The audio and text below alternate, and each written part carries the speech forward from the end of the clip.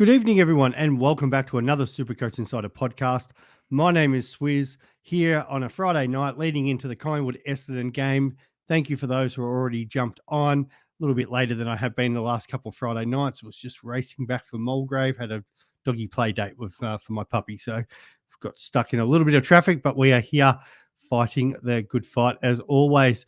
As always, check us out, in particular at the YouTube. I won't even say the Spotify because we don't have much up on there at the moment. But yeah, the YouTube, get in contact with us via Twitter, Supercoach Insider 100 or Swiz26 to DM me directly, just like a couple of people have been going already. So I do appreciate Matt. Matt always tracks me down each week. So I'll do his questions straight off before we get into questions into the chat as more people jump on. So, okay, so he's struggling to choose here to both out of these two options to finish my team. And I think that's the situation everybody's in at the moment, wanting to finish their team, either get their 22nd player or what do they do with their 23rd player. And one of the big questions is Zach Fisher. So in Matt's case, it is in Rankin and McKercher and out Fisher and Draper. After Draper actually performed really well last game, and I'd nearly recommend holding him, playing the Tigers this week. But also he's got in Caldwell and Rosie, out Jackson and Draper, fielder rookie here till Fish is back. My only issue with this, mate, is with both trading Fish, like it's most likely to be a 1 week. So in a perfect world, if you can hold Fish, I would. But if you can't, and you need the points, the better option there, I think, of the two would be to go. I think you've got Fish and Draper out, so it'd be Rankin in. Rankin is flying. I know. I think JG, who was a guest earlier in this year, put up some stats today regarding Rankin's season. I think in the last 8 weeks or something, he's been by far the number 2 forward. So yeah, that's the way I'd be going. And that also brings McKercher in, who should have a really good week. This week, obviously, first week back for a young fellow can always be a struggle, but with Fish out, there's definitely some points in that defense. I wouldn't be trading out Jackson. I've had a few questions about Jackson this week. Yeah, it's been up and down, but you would think against an undermanned Richmond, yeah, okay, they've got players back more than what they are, but they're still undermanned and obviously down near the bottom of the ladder. I would still be trying to back Jackson in. So that's the way I'd be going, Matt. So I know you'll be tuned in. So, look at that. Lincoln's just asked here. It's actually asked Crisp. Anybody thinking about Jack Crisp into merit tonight? I don't think many people have Jack Crisp, except for the number 1 overall ranked person, who Nath, who was with us last week, and definitely he jumped on the Supercoach official podcast through the week and talked to Al and the boys. So he does have Crisp, but yeah, if you're VCing, you'd probably have Dacos for most people tonight, outside of me. But yeah, that's the way I would be going for that. Alexander's, thank you, mate. I know you were shouting out on Twitter early on about, when am I coming on tonight? So I do appreciate that, mate. You're always a regular for the show.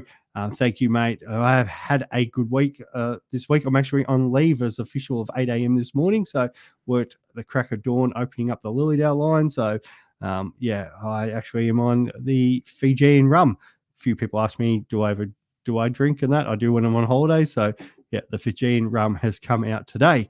All right, let's talk about Supercoach question here, Alex.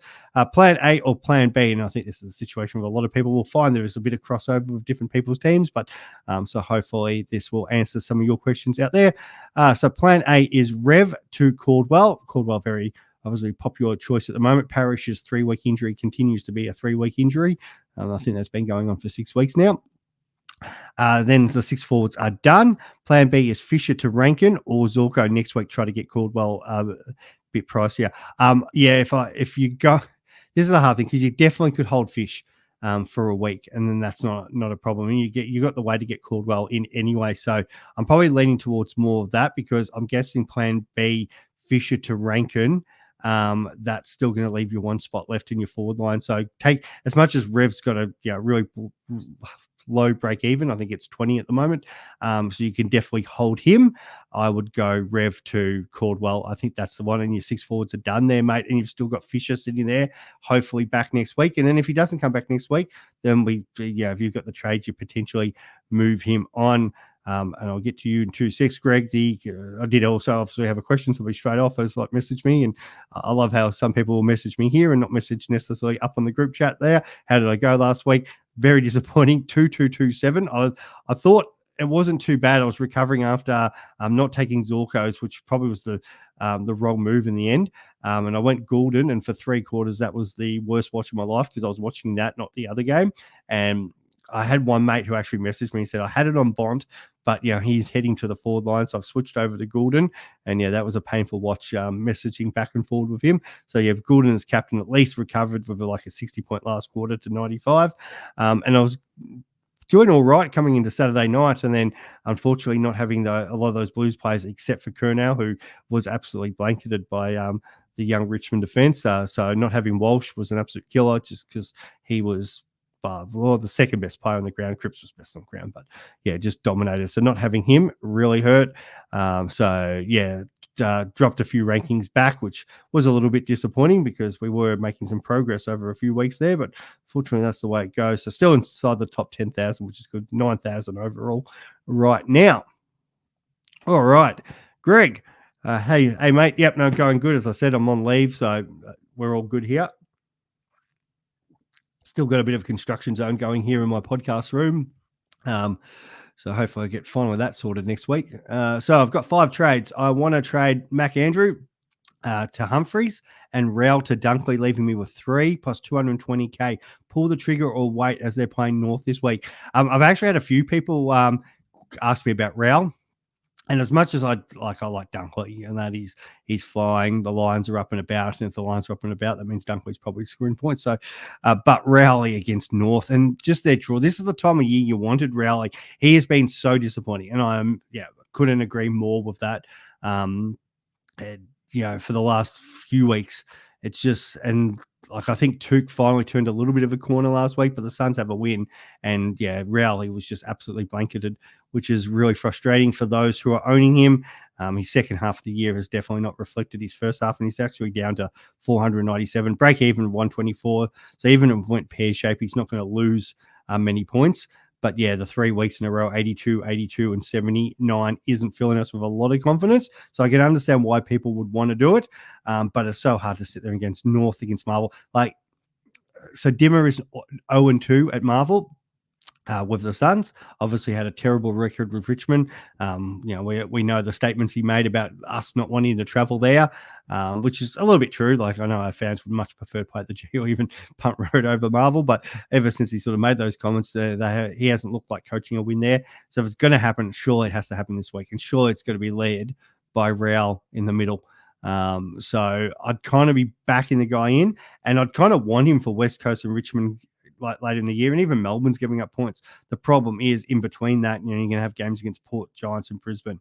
So I think it's like you could easily hold, but you're not going to lose anything by going Rowell to Dunkley. So I'm actually probably now starting to lean towards more the trade option, just because Dunkley has been in really good form.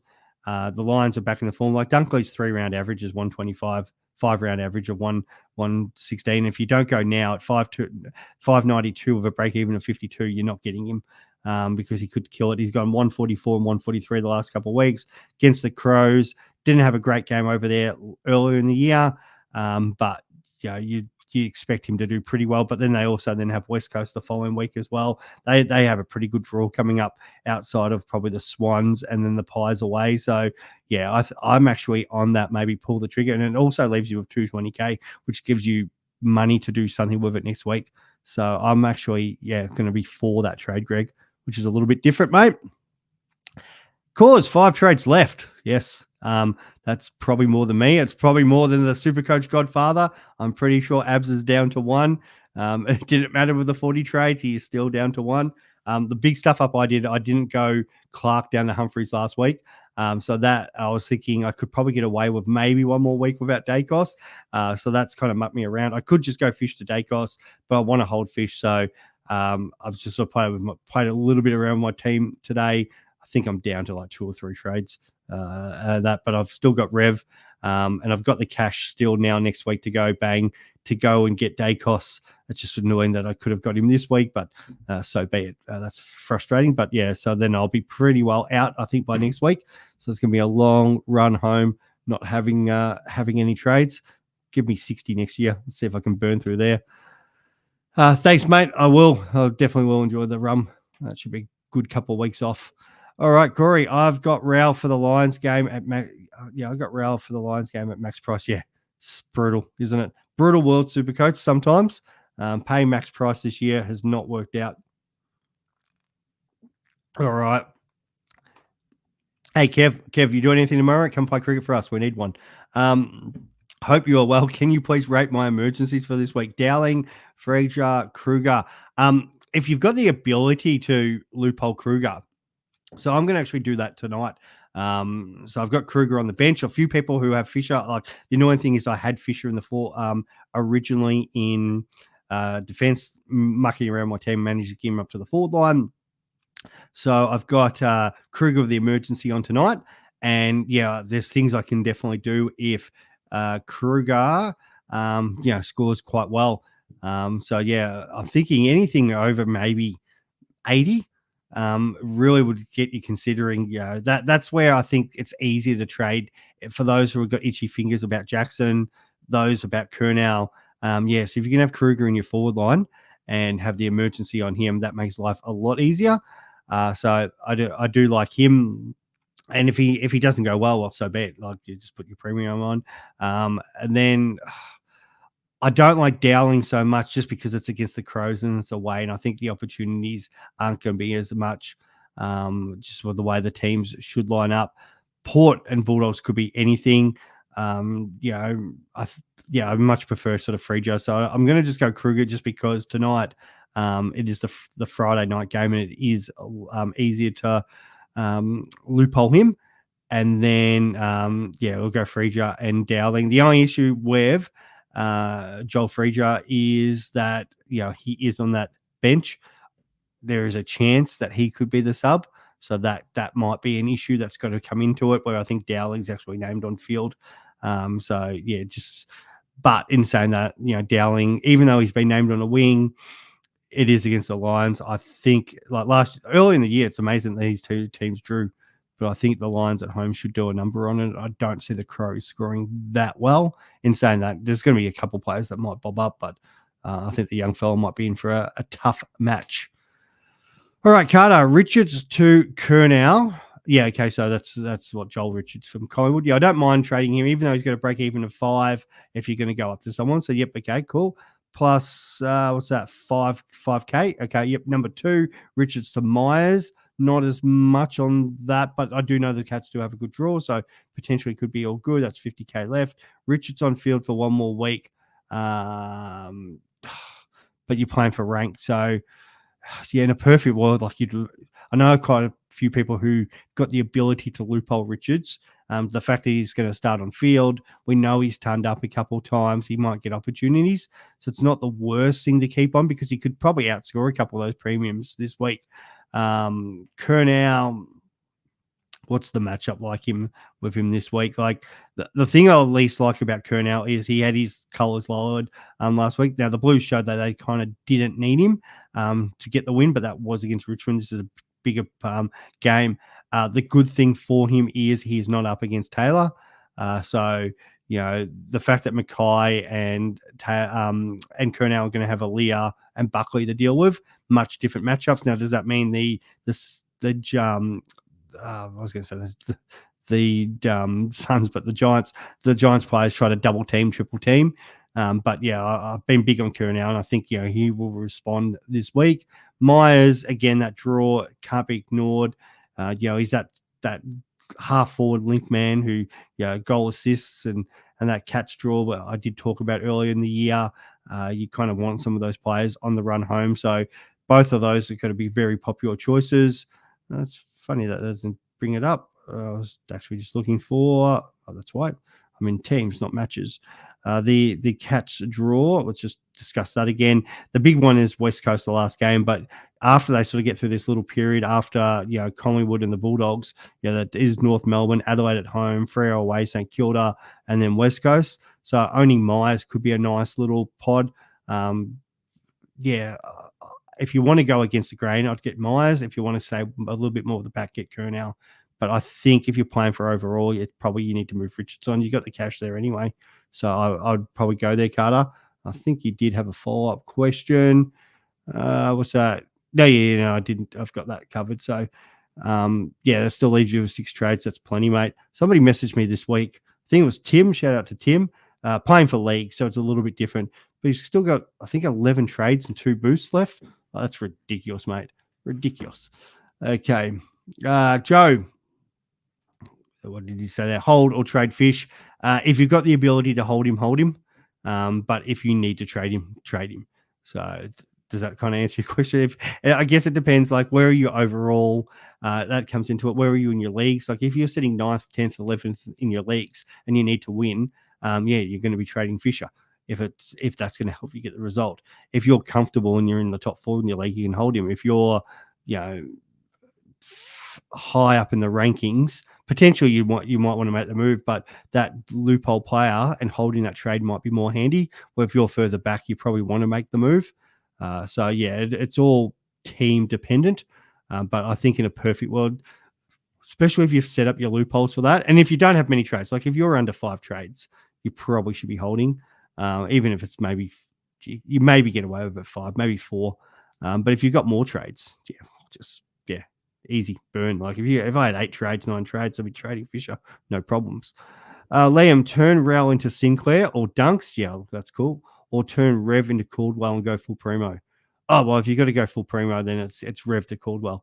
It's as simple as that, because you're still then playing a rookie on field. So you'd, as great as turning Rowell into like Sinclair and Dunks, because there's probably is a spike there. Rowell could potentially turn it around against North this week. What Caldwell, it's just that's a no-brainer. As much as like Rev looked so good last week, but getting your team to full primo is the most important issue. Corey, Fisher, who under Fisher is the best to get? Or under Fisher as 2K off Caldwell. Wow, that hurts so much. Should I use 1 trade or 2 for Fisher trade, but still need 1? No, you can't use 2 trades for it. That's just not going to happen. So 1 trade left. The question's Fisher, which is 503K. So let's have a look here. So I guess you're going to need a forward. Some people do have him in defense like myself, but I'm going to bank that you've got a forward there since you've mentioned Caldwell. And we will go highest price, 503. People trying to trade out Jackson. Who's been actually really good, bit underrated here is Lipinski, but I think the difference is now that the player, they're getting some players back, but he's having a really good second half of the year. Is there anyone else really that is jumping out at me? I was actually playing around with a couple of these today and going, I guess Myers is the one at 408K is the obvious. Break even of 58. He had that one really bad week against the Tigers, 37 conditions, and probably didn't suit him. But for a guy that could potentially, like, what is it? He's averaging 86 even with that 37 in his score. So could he go 95 on the run home with that draw? Quite possible. Like I've talked about Jeremy Cameron, but key forwards can be hit and miss, as we saw with him last week. So I think Myers is probably outside of Charlie Curnow, but I'm going to gather maybe you have him. That's just brutal about Caldwell. I don't think there's anybody else that really I go, hey, that's a good draw. So the ones I've talked about, the funny thing is Charlie Comben, I had him 3 weeks ago and he's just gone on to an absolute heater. So if you can stomach sort of a Myers, I think he's probably the one that you want to maybe jump on there. There's literally nothing else. 2 trades. I'm just trying to think how many trades you say you had left. 5. I think that if you're playing for leagues, I think it's too little. So maybe just the one. Go one of those Geelong players, Corey. Is it worth trading in Caldwell for Sexton? I can see that. Again, the problem, like you could easily hold Sexton, but we talked about this a couple of weeks. Powell coming back, does hurt his scoring. So yeah, I think D-Mac, I'd be moving him on to Caldwell if you can. We've talked about Global. How are you, mate? Always love seeing you on here. Yeah, Kev, that's all good, mate. I gathered you'd be working. All right, what else have we got here? I had a couple other questions that I need to answer. Yeah, I've talked about a little bit of the VC, but there are a few different VC options. A few people saying VC is a little difficult this week. Depends. Like I think the obvious one will be. Why will that not do that? Clear. Thank you. Will be Dacos tonight. So I think some will get on merit just because the midfield points the players have been giving up, but Dacos will be the most popular. Don't mind Flanders so much tomorrow. You know, the only problem is the Suns away to home is a little bit different, but yeah, he's the one that seems to be getting off the chain. I think after last week, a lot will jump on Bont. Will that translate to as many points now that they're playing away against Port? But yeah, Bont's still an option. You can't ignore Butters. And then the Freo Richmond game. I can't get away from that. So I'm on Luke Ryan. I put it on Twitter earlier. I think Ryan or Sarong against the Tigers. You know, Dusty didn't do much last week, but at the same time, it's still the fact of that's a player that can potentially take points. But outside of sort of Taranto and Nankervis, not really worried about too many of the Tigers taking points. I think Freo probably do this easy. We saw what Ryan did last year. Time he played us, the forward line, it hasn't improved greatly since then. So I think Ryan could potentially just chip around and do his own thing. And then the backup, you've got a few options on the Sunday, but Gawn against West Coast, it's really hard to ignore that, especially after the heartbreak of Melbourne's loss last week. So, you know, you'd think they'd be fired up. Gawn's record on the G this year has been awesome. So, that's my two. So I think any of them you potentially could. I like this one as well. Global Cherry is my VC. Yeah, mate, no problems with that at all. Oh, well, that came up on my phone, but and I think I'm just having a look at that. The big one with Cherry is he is up against Ned Moyle. So yeah, that's if you do have Cherry, if you're one of those owners, jump on, get on that VC. He's been absolutely flying. And this relates also to the question that JT has put up. Toby Nankervis is quietly the best poker pot in Supercoach right now. The only issue, I was looking at that this week, and I've gone, you know, he's still like Grundy's slightly averaging better than him, and Cherry's super awesome. But in regards to just pods, yeah, Nank the Tank. So on total, where we're here, average points, he's the fourth highest averaging point scorer this year. Overall, he's a little bit more behind because he's only played the 14 games. But yeah, for a guy who's owned by 1% of teams, ridiculous the season that he's putting up. He is obviously the Richmond Tigers captain.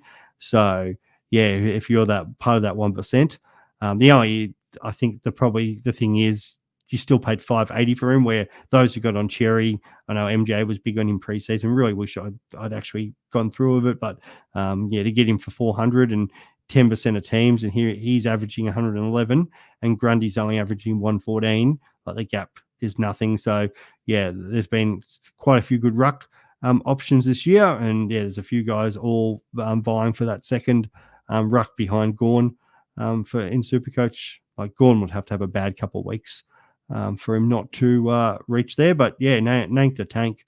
It's a big ask this week up against both Darcy and Jackson, but his last few weeks, 127, 117, 144, 131, 121. That's just huge by Ruckman. So 5-round average of 128, which is the best of all those rucks. I need some advice with the women's Swiz. Thanks, Galaxy. Speaking of Galaxy, yeah, my phone actually died on the, so I did put that tweet out. Apologies to people who were trying to get at me. So I didn't have a phone for about 4 days there. My S20 actually died while I was on air last week. 4th year I'd had it right on its birthday, and yeah, it decided to die on me. So that was fun. So I got an S24 this week. We've joined the S24 world. So yeah, advice on the women, mate. Maybe that's one for the private DMs and stuff. I like it, mate. Thoughts on Jackson for Caldwell? Yeah, I can see why people want to do it. Again, Jackson's playing Richmond.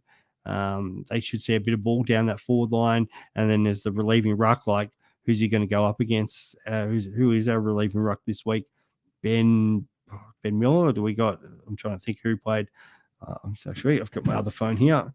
I'd actually transfer get a lot of my footy apps on my work phone last week just so I wouldn't go insane. And where are we here? Who did do the second ruck? I was at that game, but shows how much I was paying attention to that. Hitouts. None. There's no other player that got a. Oh, no, there was Kaczynski. Oh, Jackson versus Kaczynski. Yeah, I'm backing Jackson in. So, yeah, I think you could easily hold Dogger Jackson. The only issue there is Caldwell, he's getting the job done each week. Is it a bit harder this week against the Pies? Well, they're a midfield that has been giving up points. So I can see why, you'd want to jump on. I'm not even more worried about that Parish thing, but the biggest thing is 500K and he's 505, but he's got that break even of 47. So if you're going to do it, you got to do it this week. And they've got a friendly draw coming up after this Collingwood game, like the D's 50-50, the Crows and the Saints at Marvel, they should dispatch for them, and then the Suns later on at Marvel. So if Caldwell's playing midfield, yeah, I think you can do very well having him. So at 505K, especially, that's the one that a lot of people are looking to do for Fisher. It's actually, the more I look at it, the more tempting I'm doing at it and just not going the 23rd player and just say, okay, yeah, Fisher straight into Caldwell. But it is definitely an interesting one. If you've got the ability to do it, I would do it. Hey, Todd, love it. For long time, first time. I'll get into a bit of that in a moment. Okay, so it's long time. So first chat post. Is round 18 another dual position allocation round? Yes. Only 3 round trades left, so I hope some of my existing players get DPP. I actually did have the list the other day, and I should mention that, but it was looking a little bleak with our list of dual position. I don't think there was a lot in of great interest. Let's have a look. Yes, let's see if I can still get up some of my files. But I was looking through the list the other day, and I was like, oh, there's not a lot to write home about. Like some of the guys we want to get dual position, they'd have to play so much forward time this week, and it's just not going to happen. So I don't think there was anyone I really said, hey, you know what, this is going to be good for us. So I'm just looking through all my chats to see where I put it. This is the problem with having a new phone, and I lose all my information. So I'm going to say there's going to be not a lot of interest in regards to nothing that I'll be saying we need to save trades just because this player is going to definitely get dual position and we need to bring him in. By this time of the year, it's pretty hard to get the dual position or anybody relevant that we really want. So I'm probably, for us, saying don't get our hopes up, which is a bit frustrating. And the fact if you've only got 3 trades left, I wouldn't be worrying about that going into too much about trying to hold people who could potentially get dual position if they, for whatever reason, maybe got in. Like the only way a couple of these players that we may want, I think, is like even I think even Rankin, it's nearly too far away from actually getting it. He's going to keep the forward status. But yeah, a couple of these other players that potentially we might have wanted, it's got to be like, say, 90% in the other line, which is just not going to do. So yeah, don't get our hopes up for anything good. Else, what have we got here? Would you go 5 to Caldwell in one trade? 100%, mate. Do that now. Stop. Pause this podcast. Do that trade. Come back. Johnny, hey, Swiz, is Jack still cooked, mate? I think Maddie asked me this question as well. Like, you could easily hold, but I don't have much faith in the Saints. I think I said last week, if you're getting a Saints player, it needed to be Sinclair. So yeah, if you've got luxury trades, he's the one that, at 520, I think you just got to move on. I prefer to move him on more than I do Raul, just because some of the draw. Yes, I know they do have West Coast and Richmond coming up, but yeah, I'm not loving this St Kilda's midfield. I'm not loving how St Kilda are playing. The problem with St Kilda, the only game they've done it is Brisbane. They obviously they opened up the floodgates last quarter, became a high-scoring game, and the media were complimenting and saying, it's the style we want to kind of see. The issue with that then is they lost. So Ross Lyon, I said last week, for those who listen, I know you guys would have heard this, and would be St Kilda was going to definitely play in a game last week where the winning team was scoring no more than 70. What was it, 62-60? And of course, Ross Lyon's going to play that way because it gave them the best chance to win. That's how St Kilda play. So if you're chipping in the outside, you've got to be able to get cheap ball on the outside. That was Matt Rao's biggest criticism because how they played under Stewie Dew, he couldn't get outside to get that cheap ball. Jack Steele's the exact same. He's a contested beast. If they're playing through the guts, if the ball's stoppage after stoppage, no problems. But they're going to chip it around on the outside. He is useless to have, and that's what's happening. So he needs, Marshall hitting the ball down. Even if Marshall doesn't hit the ball down to him, goes to the opposition, he can tackle. But he got that sort of contested game. But yeah, playing uncontested footy does not suit him at all. So at 520, unfortunately, he's got to move on. You could potentially, that's somebody you could go to Caldwell, and then it probably opens up a dual position player in your midfield to give you some stuff that you could do with that. So definitely something to consider. Who else we got there at 520? Now, some people obviously have cash, so it's all different. If you've got more cash, obviously you can go up to higher players. But at where are we here? Jack Steele 521.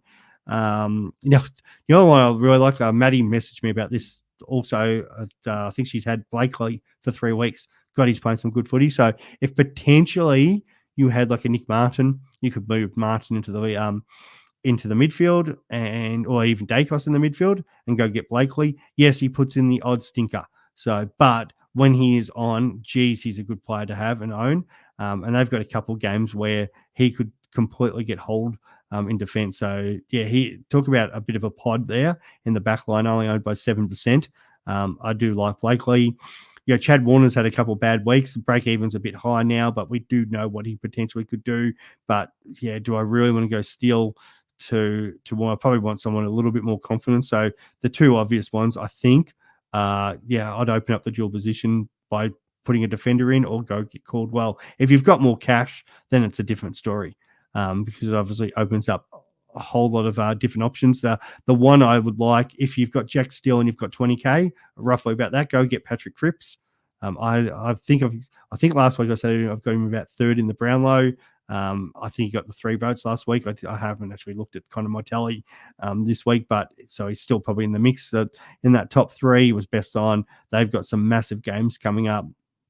I just want to own Blues players. Another one's Nick Newman as well. You could potentially loophole again, get Newman in. And the last one I'd recommend around that price range, just slightly a little bit more, is Ed Richards, defender, midfielder, break even of 78. We saw what he did early in the year. He had that middle of the year where he kind of started going a bit of a purple patch. And then he's come back 115, 116. So yeah, I could see you could do quite well from him. Jason Horne-Francis, is that? No, I don't think it's happening. Everyone keeps asking about Horne-Francis every time. Is he getting it? Is he getting it? I don't think he's getting it. And that, it's just a shame. It would be good, but unfortunately, I don't see him getting the dual position status. Maybe next year. We'll see, but it probably gets worse next year. Yeah. So yeah, Todd. Yeah. So he's not, mate. It's again, I think it's been the same situation every time. He comes into this game and like it's something ridiculous, whatever. It might be like 60-70% or whatever, and then he'll play a certain amount and he'll fall short again. So I don't think he's getting it. So there was nobody on the list, because otherwise my group chats would have been going nuts and saying, yeah, got to get this player, look at this player. But there was nothing that I could see that's really stood out. Al Paddens just asked, could I use a 4th trade on bringing McKercher in? Geez, that guy's super talented, frustrating. Yeah, I know, Todd. I know the feels. It's like burning trades, bringing in and trading out the same player every week. So very frustrating there. What else we got here? Got asked about Hugh McCluggage. Again, in that price range. No thanks, because it's obviously Neil and Dunks. So yeah, no, I wouldn't be going there. The list I sent back this person was Ed Richards, Cripps, Newman, Blakely, and Caldwell, which is exactly what I just said before. Here we go. will Kirch go 100 this week? The only issue I've got with it is potential. Do they try to win the game? What is North Melbourne's outcome here? As a Richmond support, like you don't want your club really winning the spoon, do you? But in the end of the day, it doesn't really matter. Like the number one pick is probably long term. I think it doesn't matter as much from my point of view because I was there for 2 of the premierships. Obviously, we won the 3 in the 4 years. If you're a Hawthorn supporter, if you're a Cats supporter, would you really care if you won the spoon if it meant delivering the best play? You could probably do it 2 years in a row. Be like, yeah, I'm fine with it. I guess West Coast supporters are a little bit wearing thin at the moment because they're probably like even last week, their age brackets were actually older than Hawthorn, but they have won a premiership recently still. So you can nearly live with it if it meant getting the best player. But from North Melbourne's point of view, 17th, 18th, quite a lot. So do they? And the whole talk was again last year. Should have they lost that game to the Suns, which the players are always going to want to win while they're out there. So, but should the coaches done more to make sure they lose to make sure they get Harley Reid? Now, is this the same? Is this the line in the market? Now we know the North and Richmond still haven't played, so a lot will go into later in the season. But I think North also have to play West Coast as well down in Tassie, so potentially there could be some wins there. So, what's the best chance for Kirch and North Melbourne winning? So, I'd say that's having McKercher up around the ball, like they do with Sheasel. They've named him on the wing. And if that happens, I think he's still good enough to score, but how much? Maybe it's in the 70s.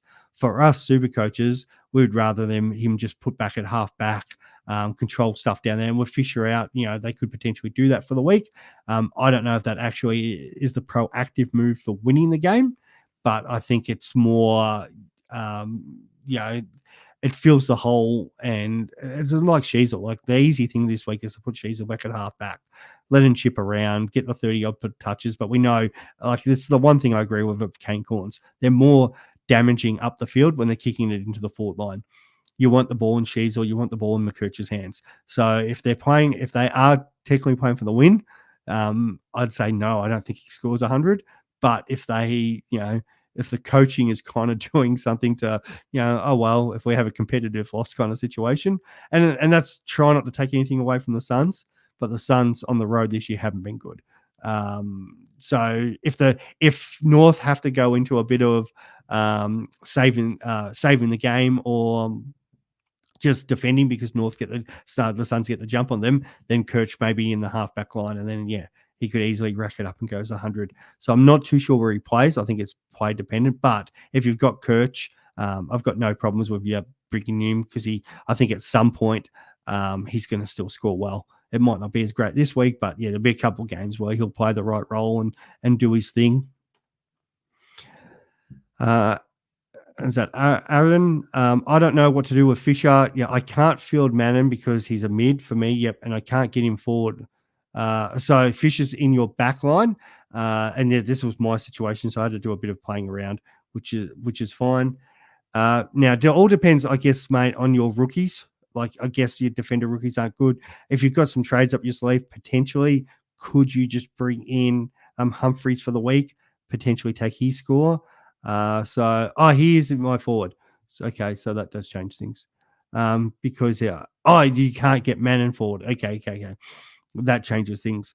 So I'm going to gather your forward rookies are pretty spud. If you've got Kruger, you could have a free look at him tonight. If you've got Richards, you can have a free look at him and then make a decision there. Depends on how much cash. If you've got more than 2K, up to Caldwell. That's an easy thing to do if you need to not have the rookie. So depending on who you've got there in the forward line, mate, obviously you're watching, so you can post that. And then that will depend on that. But if you can loophole a Collingwood player, do that. If you can't, hopefully you've got the 2K in the bank to get him up to Caldwell. Excellent. That hopefully answers that. A couple of the other ones in the forward line. Here we go. Beautiful. Hutchison, your best hope. Yuck. Do you have 2K in the bank? Please say you've got 2K in the bank. It's definitely, mate. It's waiting to see where that response is. All right, there's a couple other people. Thank you for those messaging. Somebody messaged me saying, oh, apparently Caldwell might miss this week. Surely. Oh, 3 trades. No, you can't do it because you've got no cover. So you've actually got to do it, unfortunately. Just, it's 2 trades. It's the situation. It is what it is, mate. I think Steve in Rosie out Rao. Yeah, I can see that, but the 3 trades, a lot of people are going to be down to some very bare minimum trades. So if you've got trades up your sleeve, that'd be real good. And somebody else has just messaged and said Bont to Sarong for vice captain. Yeah, I like that. That's pretty solid. Yeah, the 3 trade, man, it's a problem, but I think that's fine. By the way, my team is Power for Cup. Call 135 in the bank with too many forward. There's no such thing as too many forward dual positions. Is it okay to trade a dead defense only? Let's have a look here. Maybe I should get up your team. So Power for Cup. Let's have a look here. I might even share this up here. Thanks, mate. Supercoach. Let's have a look what you've got. Power for Cup. Don't think that's happening, mate, but Ken Hinkley might get the boys up against the Doggies this week. All right, let's have a look at some teams. All right, player. We want rankings and Power for Cup. As my dog is barking at someone. All right, that's actually not bad. I think that's ranked 5,000 overall, so that's not a bad position to be in there, mate. I'm actually going to add you as a rival. Let's have a bit of a look at your team here. All right, guys, I will share that screen. Let's get rid of that. Let's go have a look at some sides. Sorry, it's a bit slowed down here a little bit. All right. All right, Power for Cup. So I don't know how hard people can sort of see that, but your dual position players in that midfield, well, you've got none in the midfield, so it's just the bench players, which is fine because Humphreys, loopholes with around there with Martin and Young, Dacos, so that's good. You got Dunkley loopholing into that forward line. You got Livingston, which loopholes with Jackson. So yeah, I kind of like the fact that you've got all these kind of loophole situations, and the fact even the fact you got Fisher there, you potentially got 2 free hits. Like you got the emergency on Richards tonight, so you get to see he score. Rev against Adelaide, is it the worst thing that you potentially take Rev score? Like Rev covering Fisher for a 70, so if you didn't want to do the trade, say trading a Fisher to a Caldwell, for example, like Rev, I don't think he's going to go 95. He was super in that last quarter, but he might go in confidence from that. He plays wing. He could easily get a 70 as a cover. So yeah, if you've got the ability to have a Rev covering Fish, which we haven't sort of talked about, I quite like that move. So definitely something to consider. And yeah, I think all these dual position loops are important for everybody. Like the more you've got on the bench, the more flexibility you have in these situations. Like if Fisher plays next week, and even if it's not even upgrading Rev, but let's just say DeConning was obviously he was out in the last week. You've got the ability to put Jackson down there. Will Dawson can swap up with Fisher. So you just really probably need to hopefully Rev and Richards make some money. You can get that actual proper 23rd player in. So I do like that. That's not too bad. All right, we'll leave it there, guys. So yeah, big match tonight, Collingwood Essendon. I'm picking the Pies. I'd love obviously for my other half that the Bombers get up for her, but yeah, I don't think that's going to happen. Back in the Suns, I think Port will get the job done. Geelong Hawthorn, that's gonna be a ripping game. It's hard to back against the Cats down there. I'm on the Blue Baggers against the Giants. I think the Giants are just too undermanned at the moment. Freo by the length of the Flemington Strait. Melbourne against the Eagles, may even potentially go to that game. Saints versus the Swannies, I think that's the Pride game. I'm going back to the Swannies. Saints are cooked. And Saints barely have a forward line. Like who's actually playing forward this week for St Kilda? It's Membry. They have nothing. And the last game, the Lions should smash the Crows.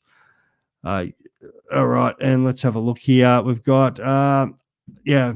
Service. I don't know what to do with F6 spot. Doesn't look like we're going to get a good scoring mid. No, all depends on your cash, mate.